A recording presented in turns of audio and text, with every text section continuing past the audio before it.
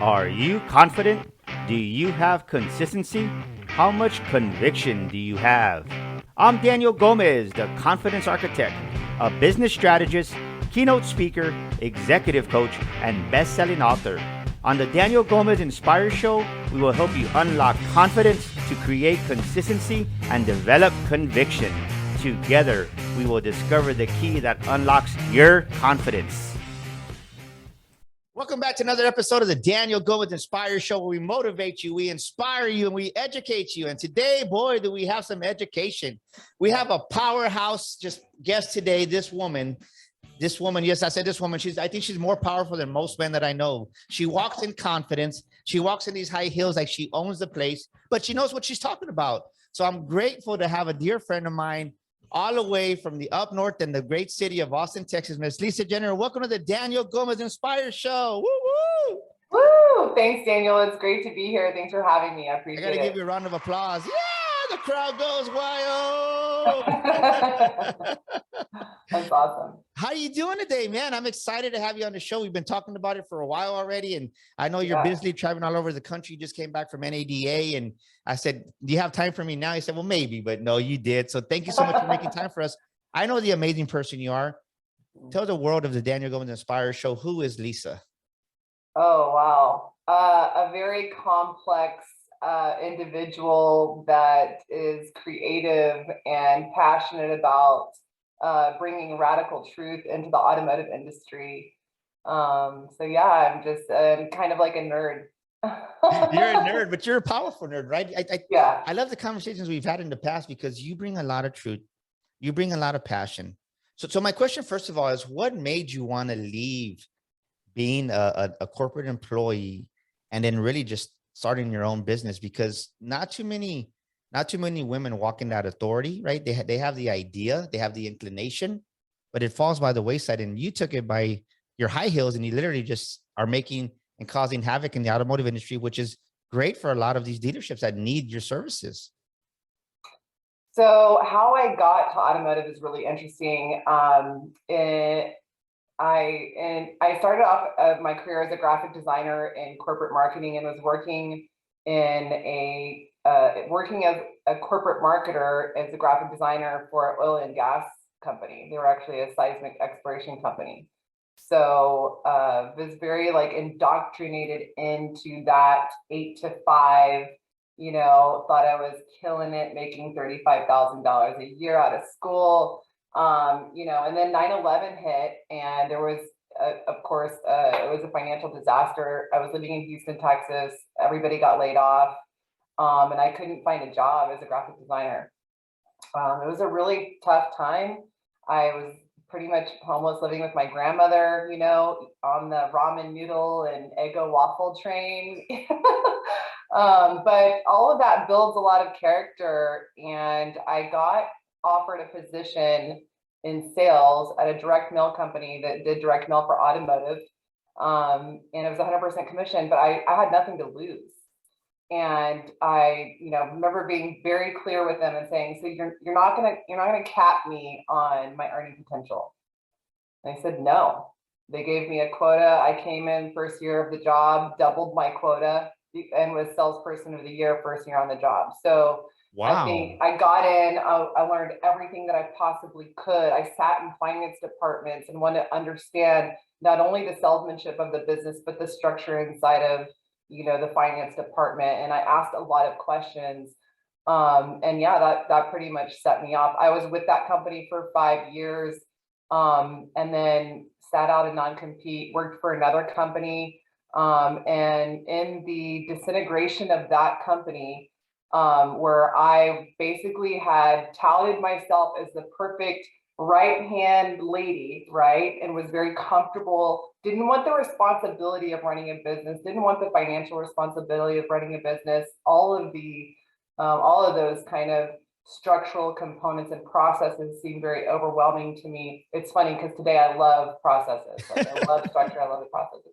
Well, I want to. You said something that you started. I want to tune in on that. Yeah. And ladies and gentlemen, this is where I want you to grab your pen and papers. This is a part of the show where Lisa's going to drop some massive value, massive wisdom. So I want you to take notes because you retain over 50% of what you write down, even more. So take some notes, get some wisdom, and that way you can go back and reflect on them. You said that when you got laid off, you were eating Roman noodles and waffles.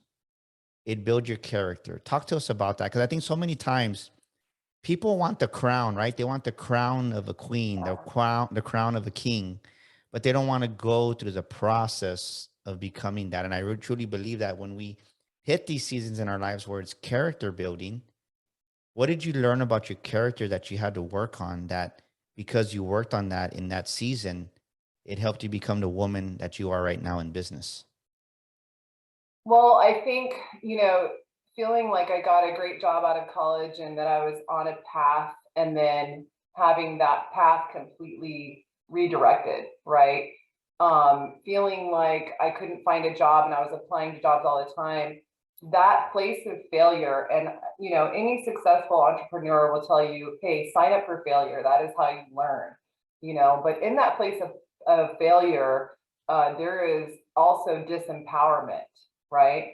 And so the journey of disempowerment to realigning and being empowered, that journey is in itself a spectacular place to be. At the time, I really delved into my spirituality. I kept reading and studying, and I didn't give up hope. I kept networking and touching base with people that I thought might know somebody, because relationships, I understand, are everything. And that's exactly how I got my first job in the car business. So yeah, I think there's a lot inside of that. And if you are feeling disempowered right now, one practice that I did is I really thought about, what does the empowered woman that I want to look like? What does that look like? What is the empowered woman that I want to be? What does that look like? I had a conversation with my boyfriend at the time about getting capped in salary at a corporate job, and how I worked really hard, and there had to be a job out there that just wouldn't cap me on my financial potential, that there had to be something better than making $35,000 a year and living bill to bill. So I started really thinking about, what kind of traits does an empowered woman have? I like that. Yeah. What kind of traits, what kind of habits, what kind of activities does a successful woman do? What does she do? Does she lay in bed all day and lick her wounds, or does she get up early in the morning? Does she work out? What materials is she reading? And so I started emulating those activities. So let me ask you this: what are two things that I think somebody listening to this, right? And we're still going through some people that have lost their jobs due to 2020 and 2021, and they're stuck in their feelings. And I get it, right? We're human, but I know sometimes we can stay stuck in our feelings too long, and you got to be more resilient and get your bounce back, right? I call it, how strong is your bounce back? You got to be able to bounce back. And I get it, right? Not to discredit people's feelings, but there comes a point where you got to get out of that rut. And that's what you did. So what are two things that you learned about yourself, right? When you're empowering yourself, this is a new Lisa coming out. Like, what are two traits that you learned about yourself that you're like, man, I didn't even know I had this? Resilience and tenacity. Tenacity is by far what has set me up for success. I truly believe that that you're either selling them on yes and your why, or they're selling you on no. And so, I don't always necessarily hear a no. I hear a maybe. I love that. Say that again. I love what you just said, because so many people, we don't realize it, right? When you're in, because you're in sales, when you're talking to someone, either they're selling you or you're selling them. Yeah. And I love what you said. You're selling them on your yes already. And that's what you're certain on. And the person with most certainty is the one that's going to win, usually. Yeah. And I like to, even in conversation, I'll say, okay, let me reframe, and I really like finding that place of communication where, maybe they're a no, or they need additional information. And I like seeking out those spots of communication with individuals. And so, when you're in a position where you're looking for a job, it's very, it feels like kind of gritty. Like you have applied for something, you feel like maybe it's the perfect fit. You don't have a dialogue with that individual. And so you're waiting to hear back, you never hear back. And then you fall right back into the like, poor me, victimhood headspace. And we all have those days. The other thing that I have that I do for myself in terms of being in a position of resilience is that there are some days, I'll tell you, this Tuesday, I woke up and just right off the bat, things were weird. Things were not going my way. I woke up that morning, I did a quick meditation, I checked in, I felt aligned, I felt like, oh yeah, this is gonna be my day, and I try to start off most days in that optimistic headspace. But man, God just had a different plan for me that day. So by the end of the day, I was like, I'm done with this day. And I knew about mid-morning. I said, you know what? I can feel that this is shifting. This is one of those days where it's a hard eye roll for me. And it's like, I just can't seem to like get in alignment. And I'll check in throughout the day. But if it's one of those days, I'm like, I'm going to give myself this day. I'm going to give myself this day. And I have those days too, where like, I'm going to give myself today to feel grief, to feel the pity party. But tomorrow I'm waking up, I'm getting up early, and I'm gonna kick that day's butt, So Yeah, I think it's I love what you okay to give said. yourself a day, but don't give yourself day after day after day. Get Yeah. it together, It's pull it funny you up. say that because I just did a video today because I said, man, what do you do when life throws you these curveballs? Exactly what you're saying. What do you do when life throws you these curveballs? And it says, do you react to these curveballs or do you just really, right? I call them character building days. And it's been a character Yeah. building week for me, right? It's been a character, but when I was in the car business, I would say I would come home and my son would be like, "Hey dad, how was your day?" I was like, "Oh son, I made a lot of friends." That means I didn't sell no cars, right? I just made a lot of friends. And he goes, "Well, how did the team do?" "Oh, we made a lot of friends, son." It was right. We just say it's a Saturday. We sold 8 cars instead of 20. We just made a lot of friends. So he knows, right? When I say we made a lot of friends, but there's times when I get home and it's like, it was, forget the friend part, right? It was a character building day.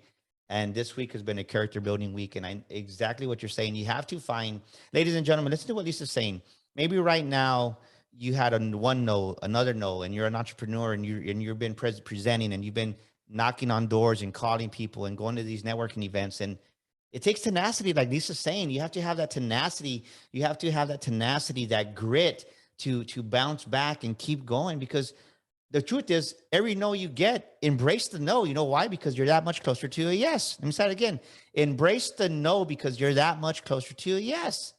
But the only way you're going to find that yes is the way Lisa's dropping her wisdom right now, is you have to have tenacity. And the tenacity is not giving up. And then the resilience to that, you have that double-edged sword to where you can't lose with tenacity and you can't lose with resilience. But most of us, like you said, you give yourself that day of grief. And believe me, Monday was my day. Monday, I was like, man, but I showed up. I did what I could.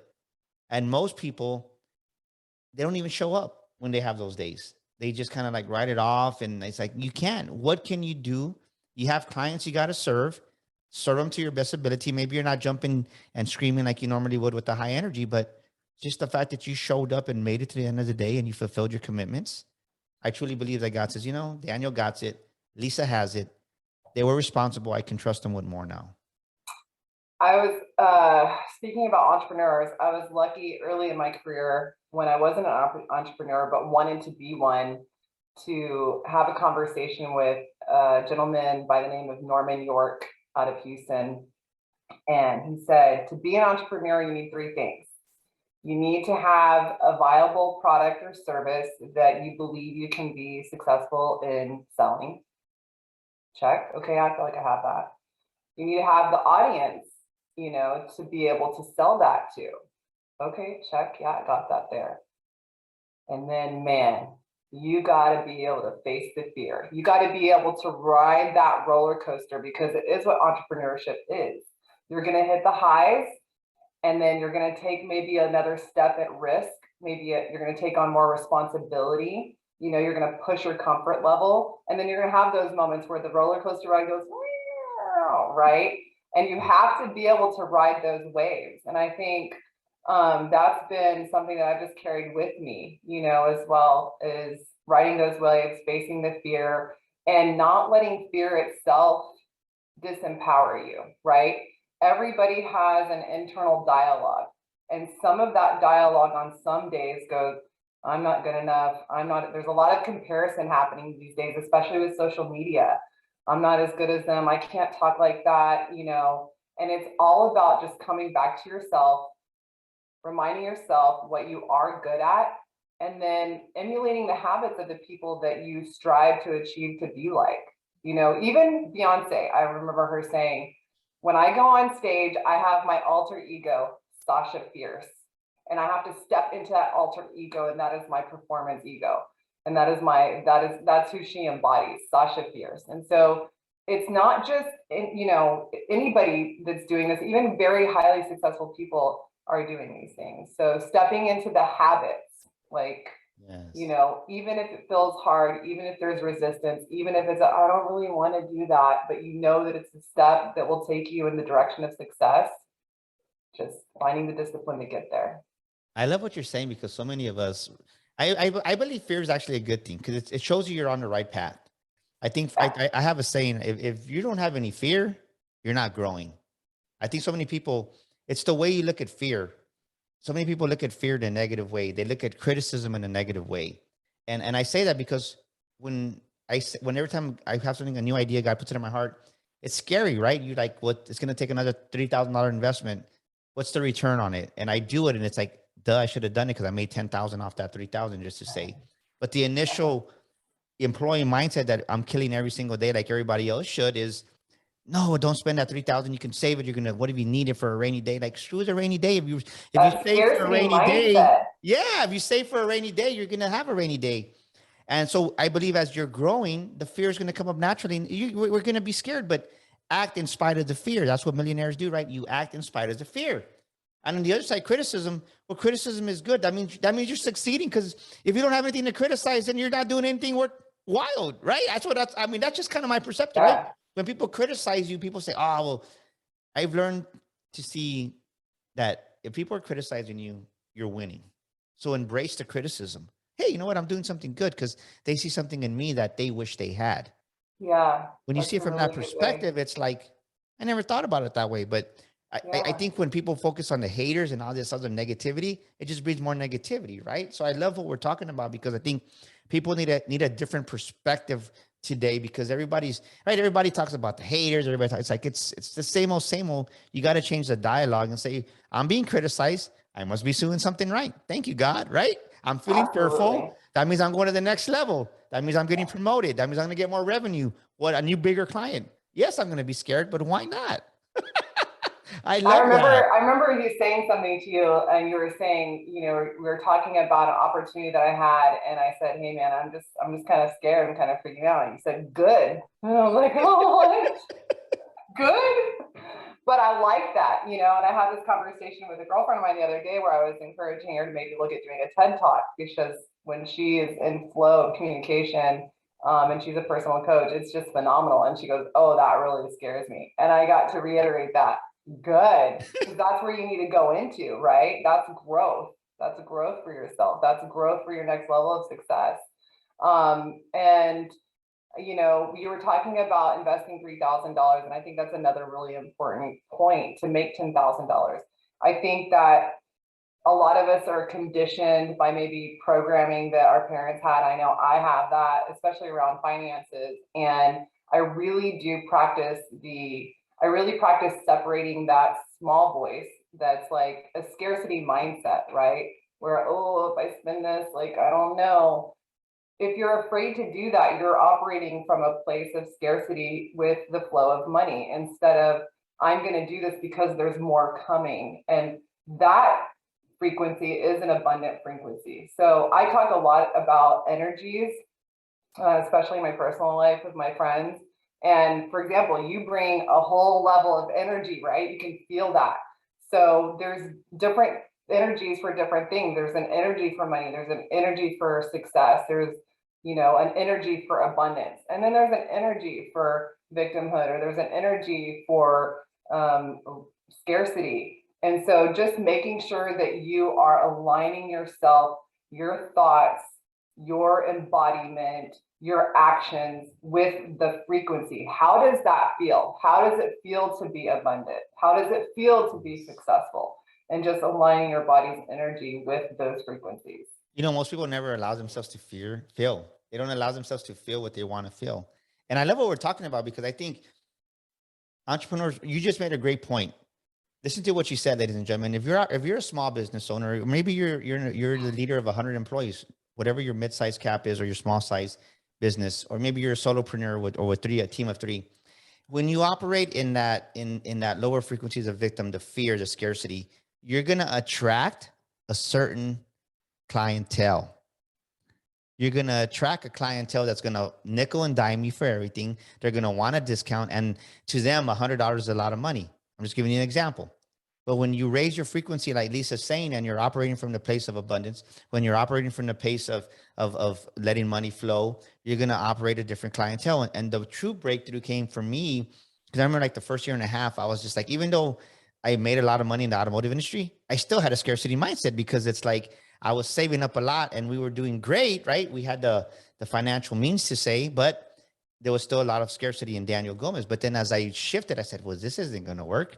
But I noticed that like my clients, I was scared to let some of them go. But as soon as like God put in my heart that your season with this client is over, I go, but they've been with me for a year or 2 years. But as soon as I released them, the next client paid me like triple, 4 times as much, because I wasn't that same beginning entrepreneur. And now it's like, I'm like, you know what?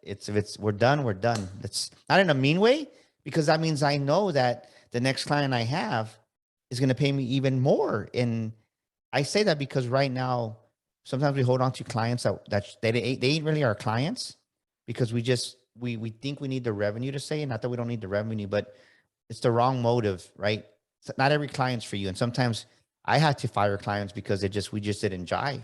What's your perspective on that? Well, I definitely believe in attracting your ideal client. And that is something that I absolutely practice and think about and try to be in the frequency of. And it happens for me. It happens naturally,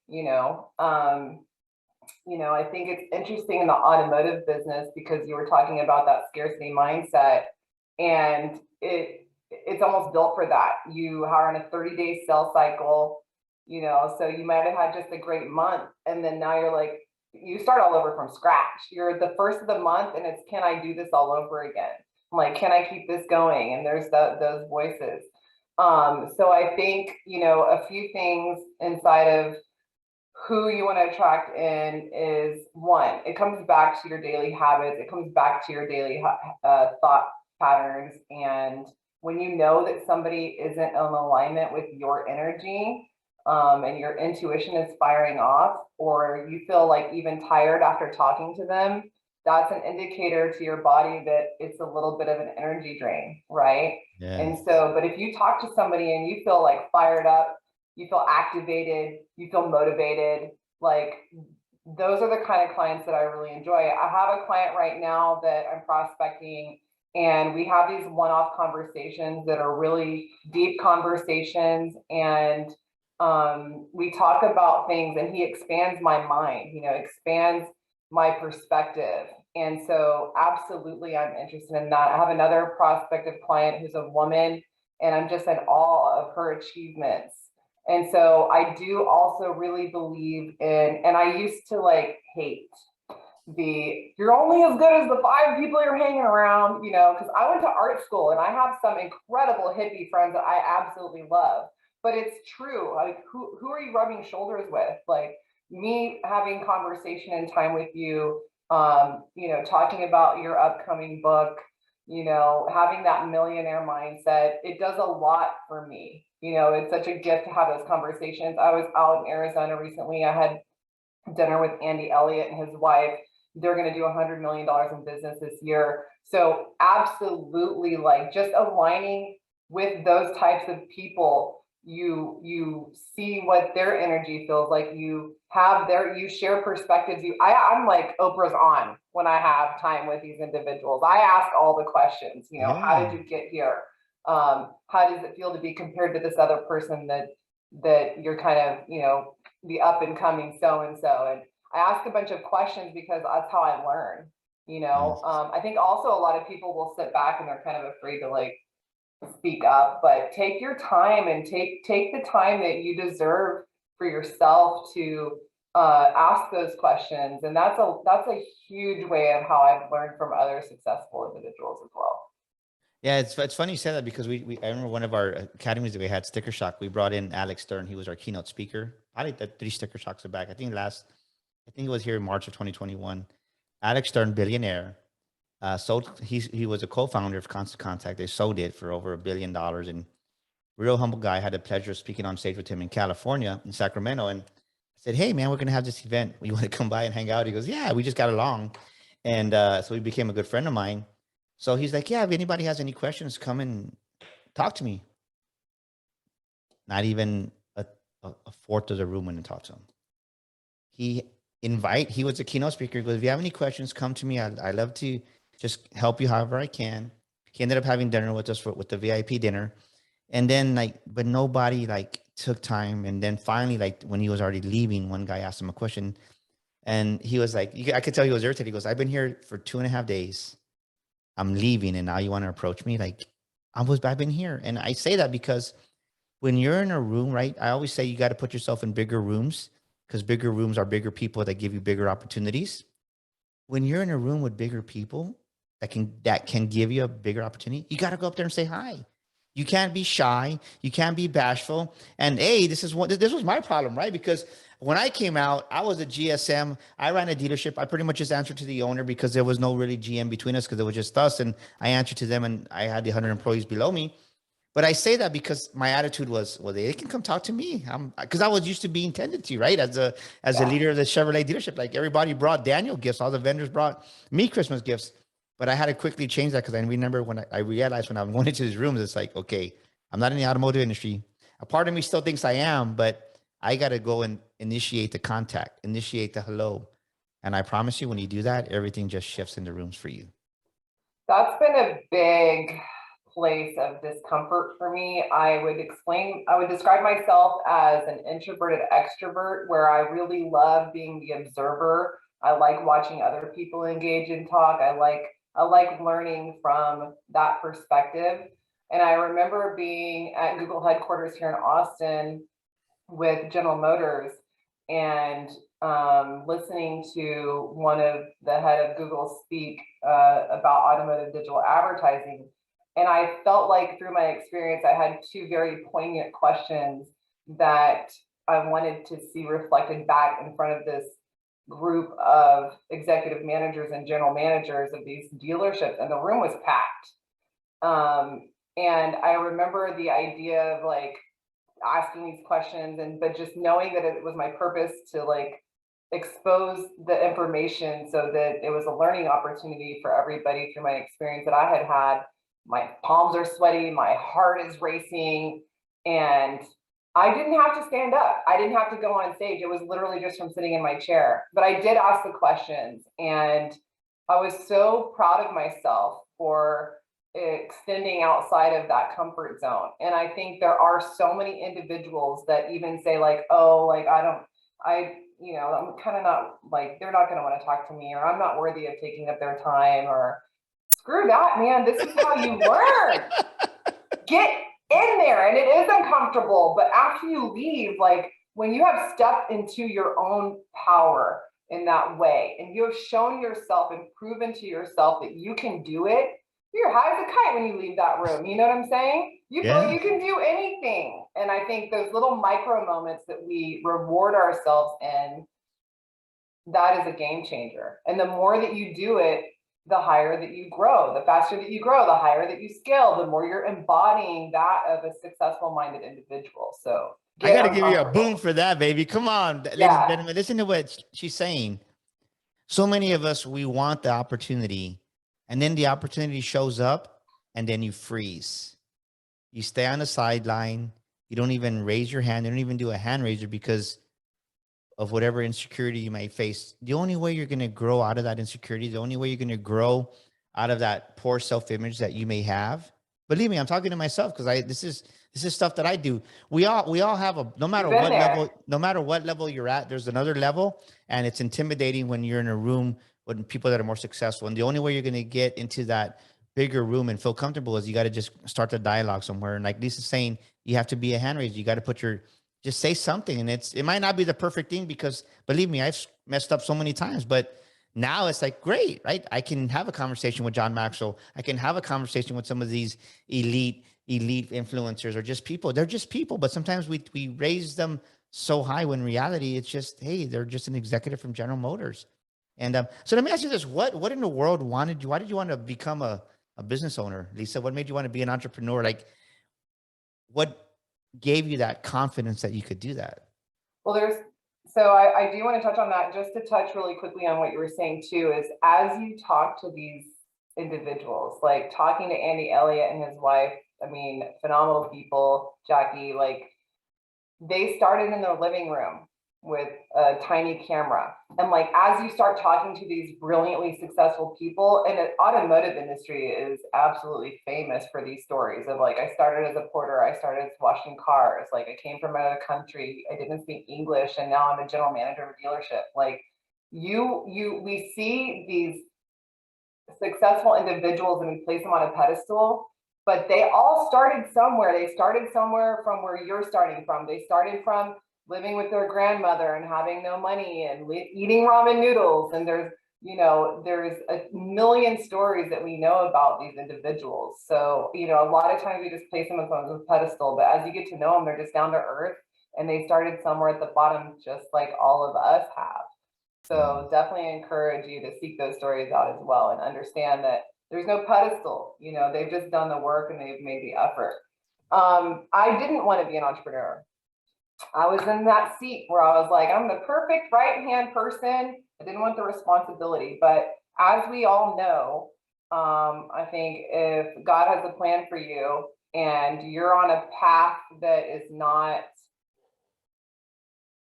your path, you will get the rug jerked right from underneath you, and he will set you on a different direction, right? And I really believe that. I think that whether it's in a relationship or whether it's in a career, like if that is not your path, the rug will get, the ground will open up and eat you. And that's exactly what happened with me. I love that analogy. The rug will get pulled underneath. I could see myself like, oh crap.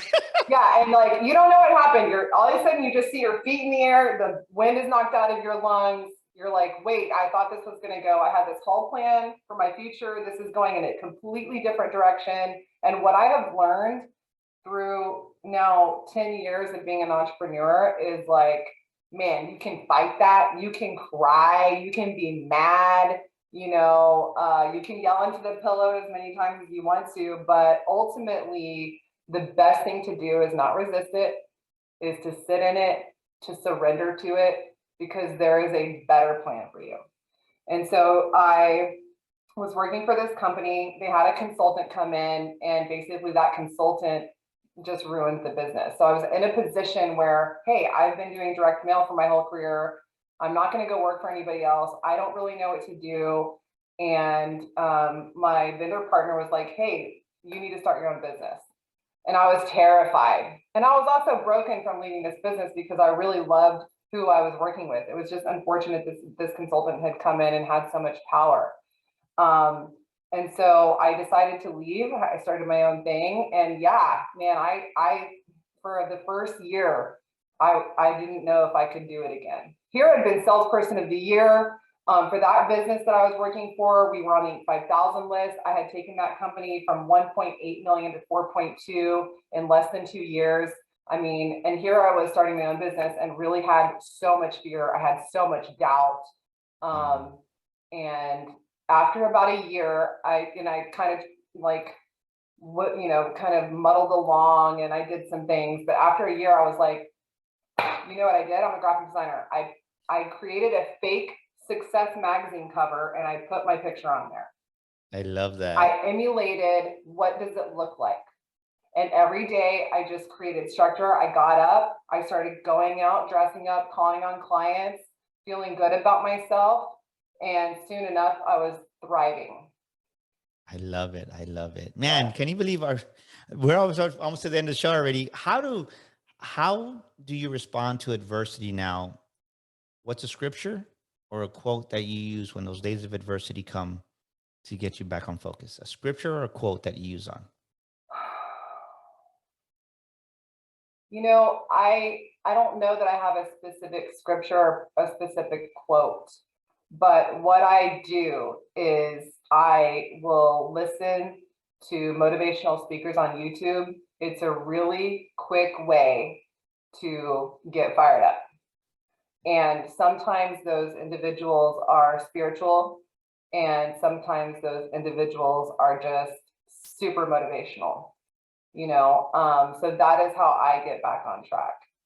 I love it. I Yeah. love it. If I somebody love wants, that you mentioned John Maxwell. I mean, definitely reading his book on leadership has been a huge inspiration for me as well.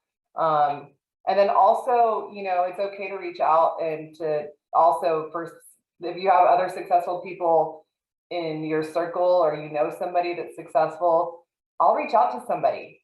So many times we're afraid to ask for help, or we're afraid to ask for perspective, or we're afraid to sound like I sound so pitiful and I'm so pitiful. Man, reaching out to somebody and getting their perspective and getting a shift of energy, that also really helps a lot. I Yeah. love that. Well, you need to go get my new book. It's out already. It's going to motivate you, The Makings of a Millionaire Mind.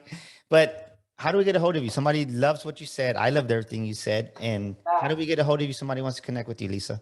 You can find me on LinkedIn. That my last name is spelled unique. It's Gener. But you could also just hit me up with a text. My number is 832-594-7583. And reach out anytime. I'm always happy to help. And anybody in the car business too that wants to talk about digital advertising, let's peel back those curtains. Let's have a look. I'm just here to help, and I'm really passionate about it. So thank you so much. No, thank you for so much, man. You dropped off. I think, man, I had so many takeaways, but I think the main thing is just, if you're not going in the right direction in life, ladies and gentlemen, the rug might be pulled off from under you. So don't be surprised. And it's okay to have fear, right? Fear is a good thing. If you're having fear, that means you're growing, you're going in the right direction. And those days that you're having those Roman noodles and things are skim, those are building your character, like Lisa said. And remember, write this down. If you truly want to succeed as an entrepreneur, and I agree with what she's saying, is you have to have tenacity. You have to have that tenacity that you're going to get punched, you're going to get hit, you're going to get knocked down, you're going to get scraped, but then the resilience to come back and know that, hey, I can make it another day.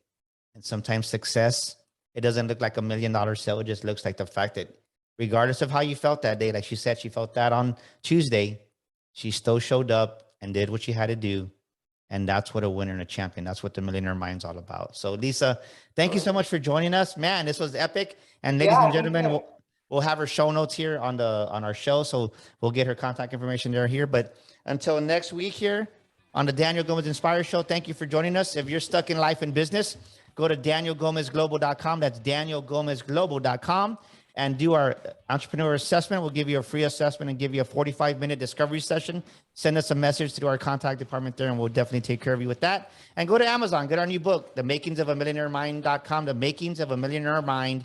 You can go to Amazon and get your copy right now. It's going to change your life. It's going to help expand your capacity because we want to see you succeed. And thank you so much for joining us. We'll see you next week with another amazing guest. Maybe not as amazing as Lisa, but thank you, everybody. We'll see you next week here on the Daniel Gomez Inspire Show.